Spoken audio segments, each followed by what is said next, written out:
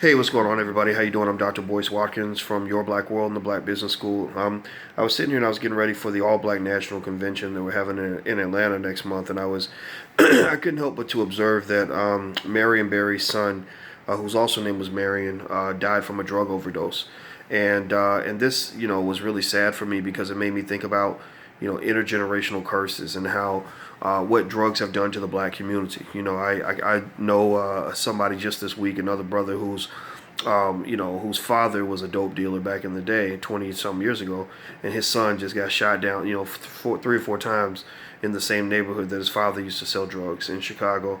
And I know another person, exact same story. His son got murdered on a block that wasn't too far from where his dad used to sell drugs, and his father had been in prison for 30 years. So in both cases, the fathers were locked away in prison. So the sons didn't have fathers, and that was the fate. And so what the point is in all this is that basically, the white man's done a doozy on y'all. I mean, in terms of just how this social engineering has led to massive, massive, massive chaos in the black community. What drugs have done. You have millions of black people that were either incarcerated from drugs, died from the drugs, were killed in drug-related violence, or were traumatized from the loss of important family members due to the whether it's the drugs themselves or the war on drugs, both of which were caused by white supremacy. In a way, a lot of capitalism. One way capitalism works is they will create a problem. They will make money creating a problem and then make money cleaning up the problem. So we're gonna go make money by going to invade Iraq, and then we're gonna pay ourselves more money to go clean up the mess that was made, right?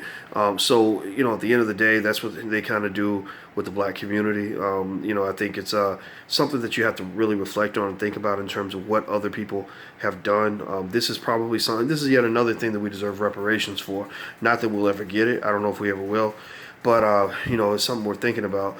And I think with Marion Barry, excuse me, Marion Barry's son, it makes me just really want to say to young brothers out here, stay away from drugs, man. Seriously, drugs, alcohol, all of that shit. I mean, I don't really say much about weed, because everybody feels like weed is cool now and it's okay. And I'm not judging it or saying, that I'm gonna make fun of you if you smoke or something like that. But I just don't touch none of that stuff, none of that, because you might go smoke somebody's joint and you don't know what's in it.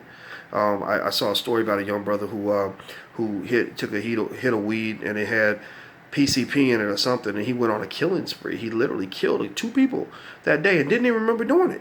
And he was about to get the death penalty at the age of 20 for stuff that he didn't even remember doing. And for every story you hear, there's 1,000 that you don't hear. So there's thousands of other people like that who are in prison for things they don't even remember doing. When you talk about addictions, whether it's drugs or alcohol or anything, it causes not just the physical health problems, but and the mental health problems, but also the devastation to your family. Your mama got to go visit you in the jail cell. Her heart is broken because she's paying all this money, watching her son, struggle, through life. Your children are unhappy with you, because of what the drugs have done to you. And so what I would just say is I think that black men in general, in my opinion, I encourage you guys to, have a no drugs at all policy, have a clean life policy. You can get high on life. There are so many things in life that can make you feel as happy as you would feel if you were smoking crack or whatever, and if you know how to kind of master that, if you understand yourself and you know how to find happiness and peace in your life, then you don't need a liquor bottle in order to be happy or to be confident. I never understood that. When I was in college, guys would want to drink so they could feel courage to go talk to a girl, or so they could feel like they're having fun at a party. And I was like, I can have fun without the liquor. I can get the courage to do what I want to do without having to take a drug to do that. Remember what Malcolm X said too. Malcolm X said that the white man will sell you the liquor bottle and then lock you up for being drunk. And so really I see, the dumping of drugs and alcohol on black men as yet another trap. I'm not dissing you, so if I see you drinking or something, I'm not going to make fun of you. I'm not going to, say, oh, you're bad, that's wrong.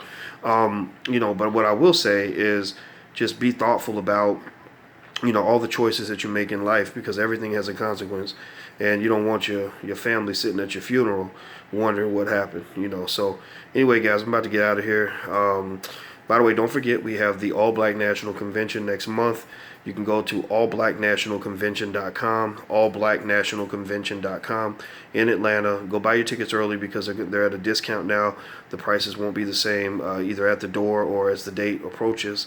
In addition to that, let's see what else is going on. Also, again, I should just mention this.